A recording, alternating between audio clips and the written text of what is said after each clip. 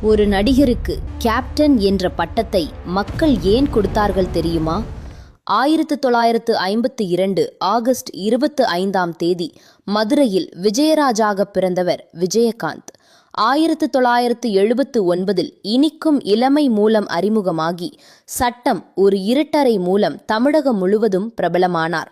அவரது 100வது படம் கேப்டன் பிரபாகரன் வெற்றி பெற்றதும் மக்கள் அவரை கேப்டன் என்று அழைக்கத் தொடங்கினர். பசி என்று வந்தவரை வெறுங்கையோடு அனுப்பாத வள்ளல். படப்பிடிப்பில் ஹீரோ முதல் தொழிலாளி வரை அனைவருக்கும் ஒரே உணவு வழங்கிய சமத்துவ மனிதர். 1999 தென்னிந்திய நடிகர் சங்க தலைவராகி ரசிகர் மன்றங்களை மக்கள் பணி மன்றங்களாக மாற்றினார். அதனால்தான் அவர் வெறும் நடிகர் அல்ல, கருப்பு எம்ஜிஆர் என்றும் கோடிக்கணக்கான இதயங்களின் நிரந்தர கேப்டன் என்றும் கொண்டாடுகிறார்கள்.